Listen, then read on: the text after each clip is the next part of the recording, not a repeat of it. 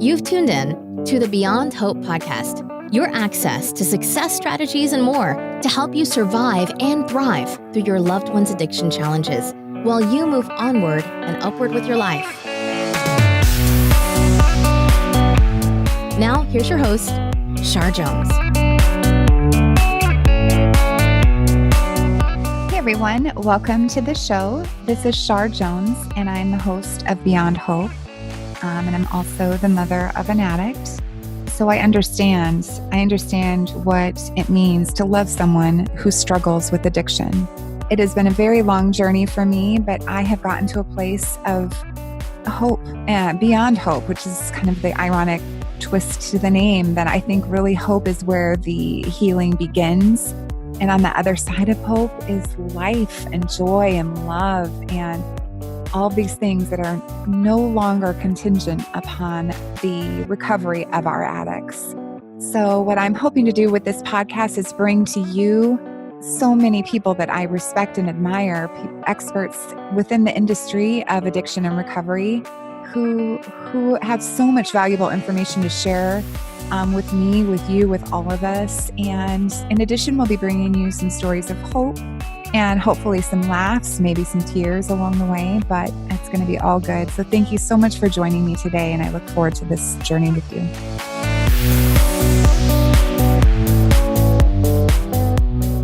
Hey there. So before I jump into today's interview with the beautiful Stephanie Wagner, I want to acknowledge that I understand how short our attention spans are these days. You know, when you think about it, like if we aren't moved to tears, laughter, or anger, or inspiration, or something within the first few seconds, we are over it. We're like on to the next thing. We're so bored. So I mentioned that because this was my first episode that I ever recorded. And the sound quality is pretty crappy. And I'm just, I get super excitable and some kind of all over the place. Please ignore me and pay attention to what Stephanie had to say, because she did such a beautiful job of sharing some really intimate, personal moments with you. And Stephanie has this sense of calmness and peace about her and self-confidence about her that is so inspiring. And she attributes that to her morning practice. So I just was really excited to have her on the show just to share with you kind of what's changed in her life since she started her morning practice. And if you are one of those people that hears yourself talking about how busy you are being busy, like how miserable you are, like how nobody can understand what you're going through, and that you have no time for yourself, you have no time for anything. If that sounds familiar to you, I'm not trying to make light of what you're going through. I just want you to listen to what Stephanie has to say. She's been through a lot, and her morning practice has absolutely changed the way that she shows up in the world, the relationships with her children, with her husband, her career, all things. And she's so inspiring, and I just can't wait to share her with you. So here she is. Enjoy, and I will talk to you soon.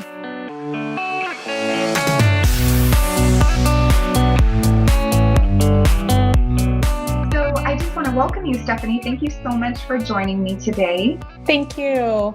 Yeah, I really am excited to talk to you. The reason why I invited you to join me today on this podcast is because I think you have something really special to share, something that you have incorporated into your life that has absolutely impacted your relationships with your family, with your husband, with your child. It's positively impacted all those areas and the way you see yourself and the way you show up in your life.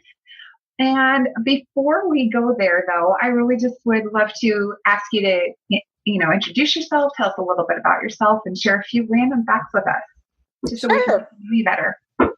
Definitely. Well, I am a mom as well. My kids are 4 and 6, and I've been married for 9 years this year. And I'm originally from California, but I've lived here in Washington for about 13 years. And so it feels like home now. And I live on the east side of Seattle in Redmond. And I think you wanted me to share a couple of random facts about myself. Yeah. A couple that I haven't been asked that question in a long time. But We want the dirt.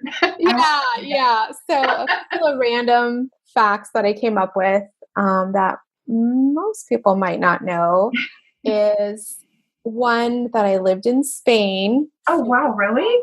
That was lots of fun. Oh my God. I've always wanted to go there. That's on my bucket list. It's gorgeous. It was a wonderful time. And another one is that I'm a closet karaoke singer. What? Yeah, I love karaoke. On our to-do list. I know. And then let's see. One more little fact is that I have 100% Mexican heritage. So I like to joke with my husband that I'm a purebred. I love that. That. Are you fluent with the language? I wish I was. I've lost it, but I did grow up when I was very little speaking Spanish. And it's just kind of funny because I know this is audio only, but I have somewhat of an ambiguous look. And so some people, they question, are you Persian? Are you Indian, like Native American Indian? Are you Mexican, not Hispanic? I'm not sure. So anyways, that's a little fun fact. I remember my grandma was fluent. She would speak Spanish, and she just taught me the swear words, but I've forgotten those too. Yeah. That's funny. I'm hilarious. So thank you so much. I love that. I'm excited though about the karaoke piece. But like, what's your go-to song? Oh gosh, I haven't done it for so long that I don't know. I usually love singing songs from Shakira. So nice. Yeah. I love it. Well, thank you so much for sharing that about some of those things about yourself. And as you mentioned, we're both moms, and I just feel such a strong heart connection to all my moms out there, fur babies included.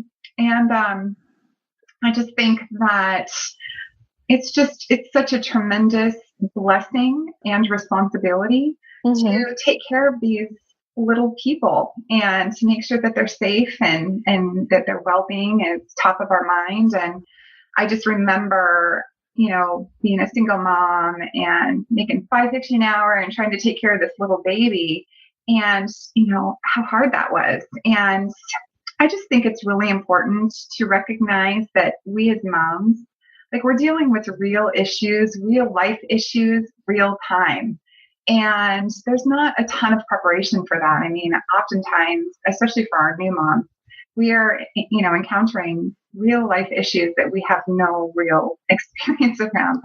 And a lot of the times we're just learning as we go. Oftentimes I think we're learning by making mistakes, learning what not to do first. And when the stakes are high, like with our children, I just think that, we kind of are just doing the best we can. And oftentimes that's enough. But you and I have both incorporated something into our lives that has been meaningful, and you are way more awesome at it than I am. But I want you to talk to our listeners, if you wouldn't mind, just a little bit about your morning practice and how that has changed and evolved over time and how that's impacted your life.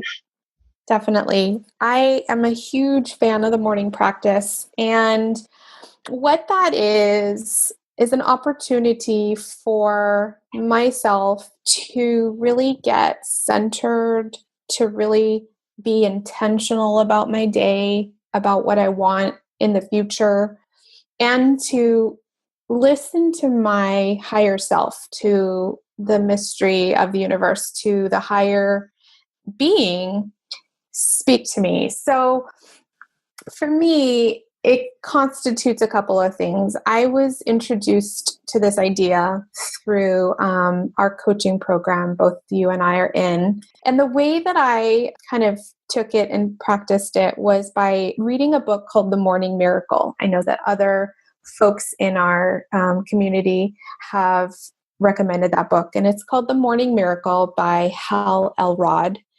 And it has a very specific way of going about your morning practice. And the idea is that so many successful people have used morning practice and use it every day and have found it essential to their well-being and their success. And so, if there's people like Oprah and, those kinds of people recommending it, well, then there's got to be something to it. Right. So I started it. And let me also say that I am not a morning person at all. I suffer from insomnia, so I end up staying late. So this was a bit of a challenge. I was like, I really came up with it and just was struggling. I was like, how am I going to do this morning thing? I am not a morning person. Getting up early is not in my cards. It's not easy. My kids sometimes still wake up early. And, how am I going to make this consistent and really make it work? But I knew there was something to it, so I was dedicated, and so I did what I needed to do to go to sleep on time so that I could wake up early. And so right now, what my morning looks like is my alarm goes off at 5. That is early. Yeah, and you know what? And I have this beautiful alarm clock that it's a sunrise alarm clock. Oh, I want one of those. Yeah. And it's definitely helpful because it wakes you up kind of naturally and easy and not so, blaring at you. So I wake up at 5 and I'm usually still a little groggy. And the first thing I do is I put on my headphones and I stay in bed. Some people like to sit down when they meditate or, go to a different spot on the couch, or I stay in bed actually because I want to still be cozy in bed. I put in my earbuds and I do a guided meditation. And so right now my favorite guided meditations are called Journey into Meditation by Lisa Guyman. Mm-hmm. And yeah, they're about 18 to 20 minutes. So I do that first. It's me a little extra time to stay in bed. And sometimes I don't do that. Sometimes I do a full meditation just on my own without a guided podcast. And then after that, I go to these wonderful goddess guidance oracle cards that are also popular in our Front Seat Life circle of friends. Mm-hmm. And so these are really wonderful little cards that just kind of give us inspiration and guidance. So I read those, and then that also helps start the juices flowing as far as ideas to write about. So after I do my oracle cards, I go on to journaling, and I take about 15 minutes, and I have a couple of ways that I journal. I have the 5-minute journal, which is nice for people who haven't really journaled before. It gives you a nice structured way to think about what you want to write. It gives you a couple of spaces to talk about what you're grateful for, a couple of spaces to talk about what would make today great, and then a daily affirmation. So it's nice for somebody who isn't just a free-form writer. Right. And then I also sometimes go into my blank journal and write about a topic, about a life situation, about anything in there. After I do that, I then move on to reading. And I have a couple of things that I read. Let's see. So one of my favorites is a book by Ellen Cohen called A Deep Breath of Life. And it gives you a daily passage. I think you have a similar one by Ellen Cohen. Yeah. And so I go in there and read one page. And if I have time or not, I move on to something else. I've got about 5 books that I'm reading right now, whether it's just a nonfiction, a fiction, a self-help book, a health book, or a parenting book, something that I feel like reading that's going to be inspiring, that's going to get me feeling great. That's kind of what I go to. Mm-hmm. The next and last piece for me that's important in my morning routine is exercise. So around 6 o'clock, I have only about half an hour left of my morning to myself before my kiddos wake up. And so I have a rowing machine downstairs, but I also do Zumba. Sometimes I'll put in a Zumba video, I'll put in a yoga video, or I'll just row and listen to a podcast as well. You were the one who got me into podcasts. So I'm so thankful because it's a whole new world. Oh my gosh, I'm so obsessed. Yeah, you shared some of your favorites. And so now I've been tasting all these different podcasts. And so I usually do that while I'm rowing because it's something useful with my time. I love that. I love that. So that's kind of what the morning looks like for me. And I love the idea that our morning practice, we can play with that, and it doesn't have to be specifically in the morning, but you can, I think that it's preferable that you start it in the morning, but you can really play with it and design it in a way that works best for you and is most meaningful for you. I am just wondering, so let's talk a little bit about how this morning practice has impacted your relationships, specifically with your husband and your children, if you wouldn't mind spending a few minutes talking about that. Definitely. So when I started this all, I was like, okay, people say we should do this. I guess I should try. And I was kind of in a point in my life where my marriage wasn't the best. We were having a hard time. Honestly, I started this around the new year, so January of this year. And last year, my husband's father, sadly, he committed suicide. And that was a huge, huge situation for our family, a huge occasion, just a lot that went into grieving about that. And it was just also a big stressor in our lives for the entire year.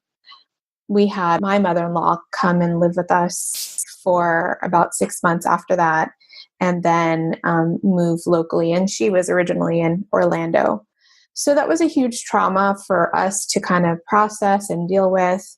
And I can only imagine. I'm so sorry. Thank you. So at the end of last year, we were really kind of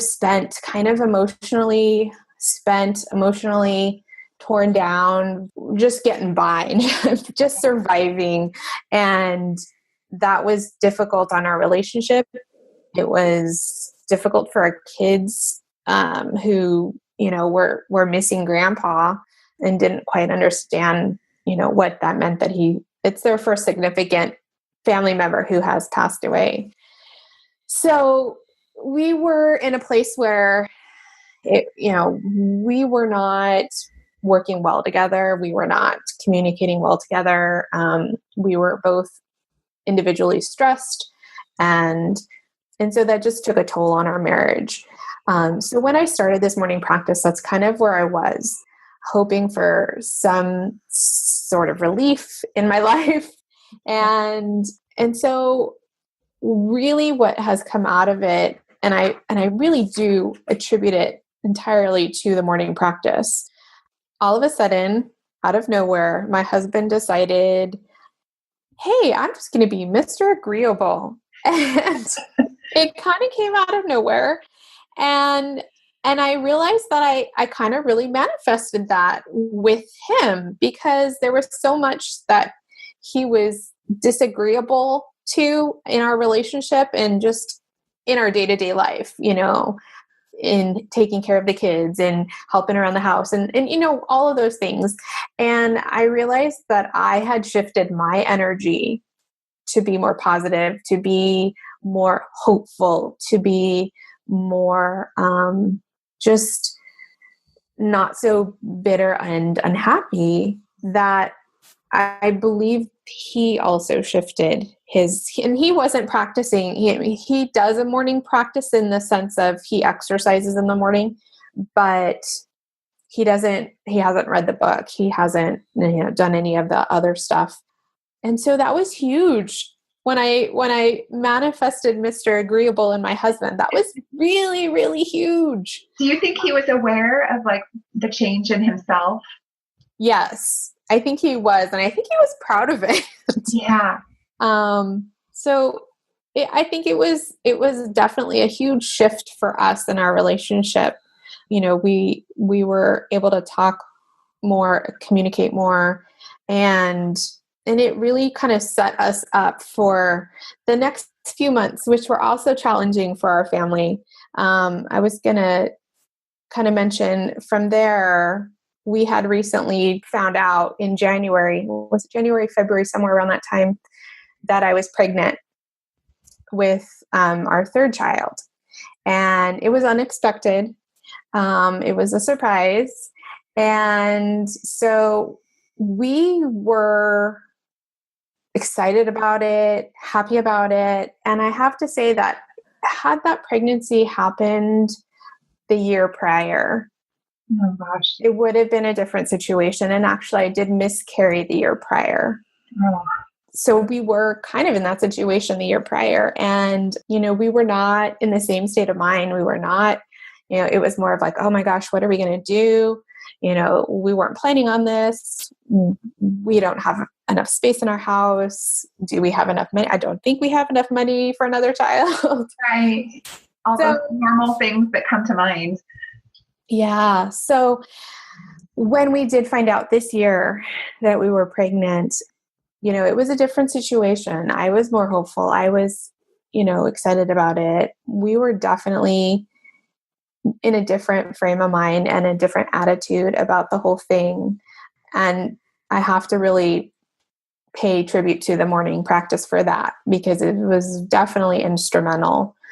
What ended up happening was that we got devastating news that the baby had trisomy 13, which is a major chromosomal abnormality. And so then we were in a new kind of situation where we had to figure out what we were going to do. A lot of people in the medical industry and the medical field really guide parents towards terminating those kinds of pregnancies, because the child comes out with a lot of abnormalities, a lot of severe health issues. Some and most babies don't actually make it to term. And if they do, they don't survive very long after they're born. So it was a huge kind of situation. And this was March for us of this year.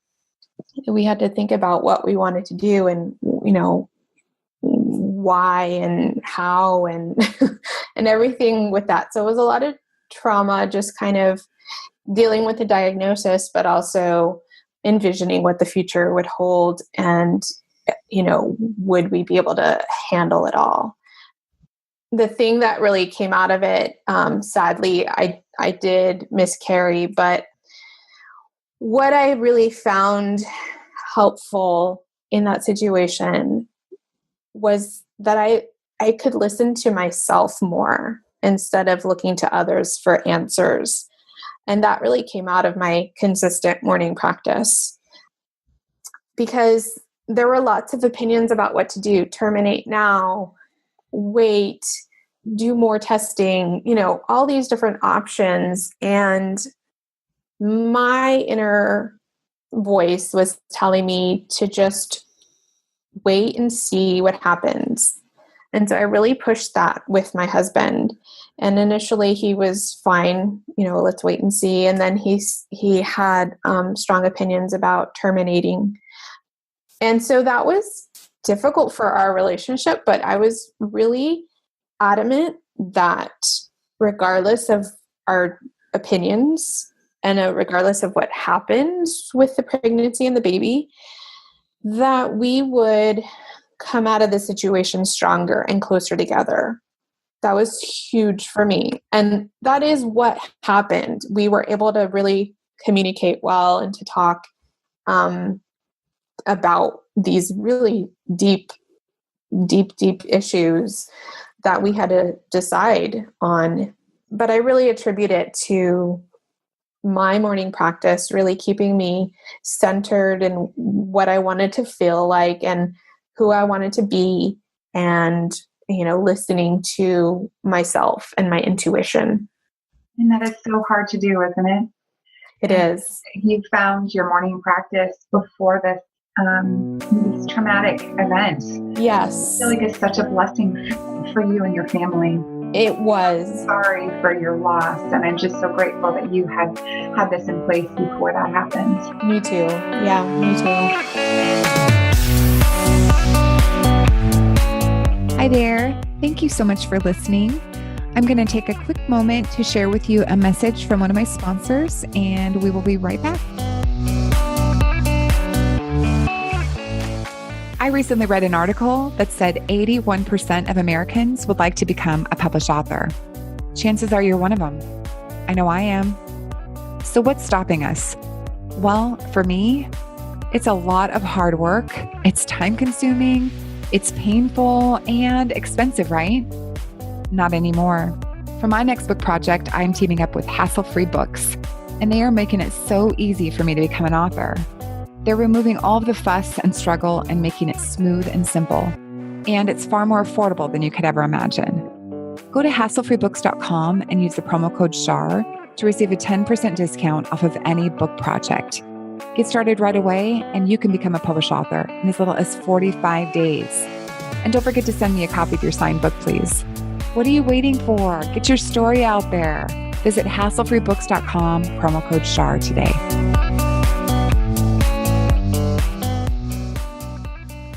You've been through so much, Stephanie, and I just feel like I just feel like you have such this peace and confidence in yourself, and your life and your instincts and all those things feel so aligned. And I love that about you. And I've told you this before. It just brings such a calmness to myself, and just being around your energy. It's really, you have just really incredible energy, and I love that about you. And I think to myself, like, for those moms that may be out there just trying to find 5 minutes, that just can't even imagine being able to afford to spend that amount of time on themselves, what would you say to them, and how would you encourage them to just dip a toe in? Yeah, I definitely, first of all, would say that I totally understand that, and that I've been there myself. And, that is definitely what I felt like at the end of last year and diving into this practice. I was feeling like there was just not enough time for anything. How was I going to fit this in? There's no way I could make this work consistently in the morning. There were a lot of reasons why it wasn't going to work. But I knew that the people recommending it were feeling really passionate about it, and, were people that I trusted. So I was going to give it a chance. And when I read The Morning Miracle, and I kind of learned about the things that the book talks about, and the way that he describes it is, he calls them life savers, and the letters of savers stand for silence. The S is for silence. The A is for affirmations. The V is for visualizations. The E is for exercise. The R stands for reading. And the S stands for scribing or journaling. I have it right here. Yeah, good job. Yeah. So when I came across that, I was like, oh my gosh, how am I going to fit all of that in the morning? There's just no way. So yeah, I also was feeling overwhelmed, but he also talks about how you can just start small. And that's the way I did it too. I said, well, geez, my bedtime's usually 10:30, 11:30, 12. How am I going to wake up before my kids wake up? So I pushed my bedtime back half an hour, and then I pushed my wake up time back just about 20 minutes. And so I just gave myself 20 minutes at first. And really, if you even start with just 10 minutes, it's going to be huge and impactful. And it doesn't have to be all of those things that I just described. It can be one thing. It, for myself, has definitely changed. At first, I started with, all of those things, and I was really structured about it, but it has evolved over time, and it does change. And I've really come to understand that there's no perfect way to do it.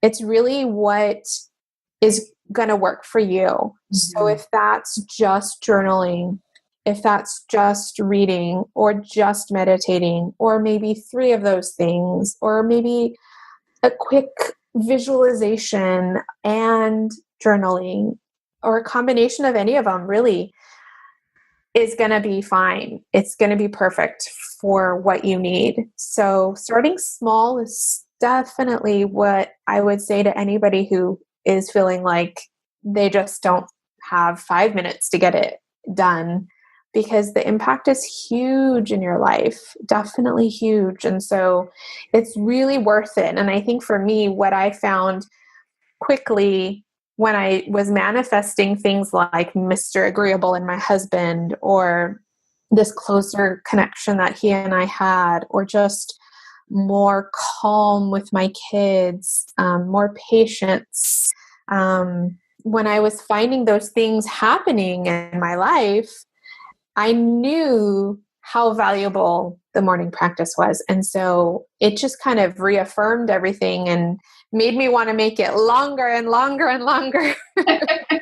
I love that. When you think about the name morning practice, it's kind of like, even with like yoga, it's practice. I don't think it's ever perfect. It's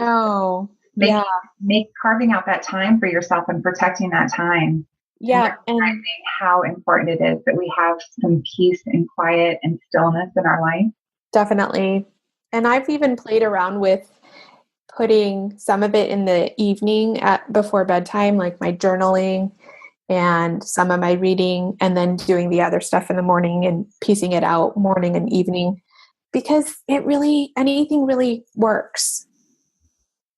Thank you so much for sharing all that with us. I'm just so grateful, and I just am so grateful to know you and to have you here. And I'm so happy that you agreed to share some of your story with us today. And for those moms out there, giving them the encouragement and the space that they need in their life to just show up for themselves and put themselves first. And I love the idea of starting your day that way. Before we close, I just want to be respectful of your time, but before we close, would you mind talking to us a little bit about your new business? You are a business owner, and yes. I think what you're doing is incredibly important. So if you wouldn't mind just spending a few minutes talking about your business and telling our listeners how they can get in touch with you and how they can work with you. Definitely. Yes, I'm super passionate about moms and parents in general, like you are too. And so my business is focusing on parents and families. My company is called Ready Now, and my focus is on personal emergency readiness. And I do that through workshops and in-home coaching in the greater Seattle area. But for me, I'm really passionate about helping parents and families, communities, and neighbors to come together to build a plan for an emergency, to get all the supplies that they need, and to learn some new skills that we are going to need in an emergency. Some things that we might not know now, we might need to know in that kind of situation, like filtering water, how to keep warm without electricity, and things like that.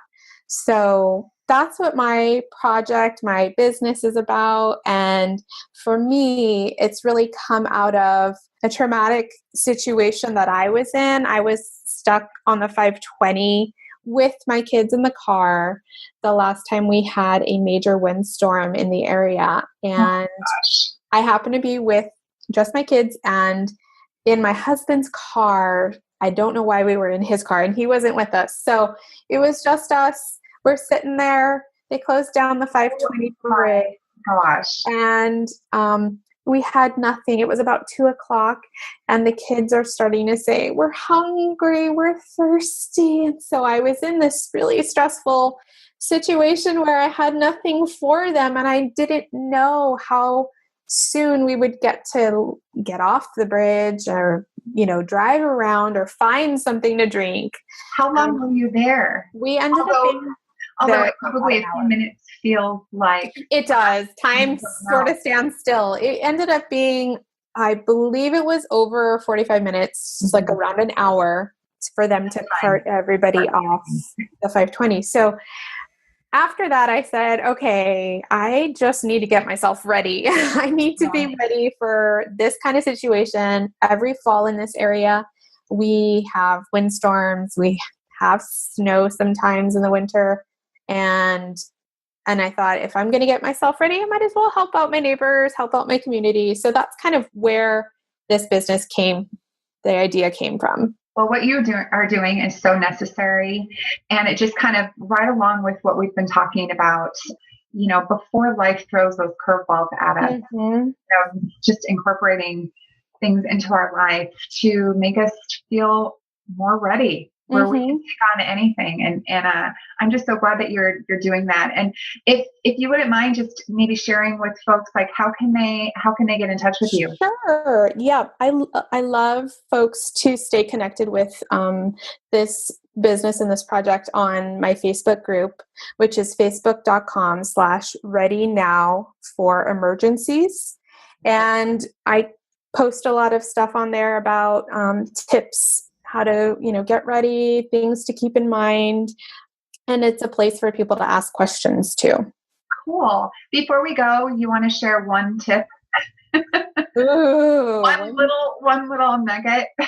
One little nugget of goodness. Yeah, for me, I think one of the biggest things that people don't think about is the fact that you might not be home when something happens. And so it's really important for you to have not only your supplies at home, but a stuff kit in your car, for the situation that like I was in where I was stuck on the 520, and then something at your office and even something in your kid's backpack. Oh, what a great idea. So yeah, that would be my big thing, is having your little versions of your emergency kit in all the major places where you might be. And opening up those conversations with your kids. Thank you so much for joining me today. You're welcome. Great information and such great content. And I just thank you for being a part of it. And I just want to again, thank you. Thank you. Thank you. Well, thank you for starting the conversation about this and really just trying to help parents and help moms in particular. Absolutely. Yeah. Thank you. Thank you. I'll talk with you soon. Okay. Okay. Thanks so much. Bye-bye. You bet. Bye-bye.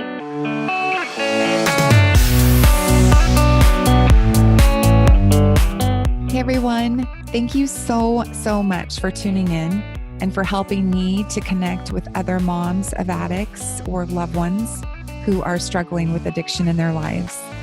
If you have questions for me, comments, suggestions on future show content, or perhaps there's a specific topic that you would like to hear from an expert in the field, I would love to hear from you. I am also interested in sharing your voice. So if you have messages of hope or personal stories that you think would resonate with our listeners, please send me an email. You can type me out a message, or you can include an attachment to an audio clip with your voice. You can send that to Shar at beyondhoperadio.com. And with that, thank you again, and I'll talk to you soon. Bye for now.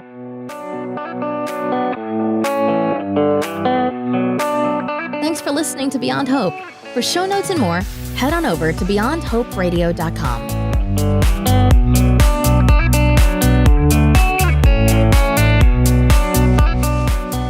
A huge thank you to recoveryinnovators.com and James Healy. Thank you so much for putting up with me and for helping me to produce and launch the show. I couldn't have done it without you. You're so awesome. And to anybody else who has been considering working with James, highly recommend him. Please go over to his website and check it out, recoveryinnovators.com.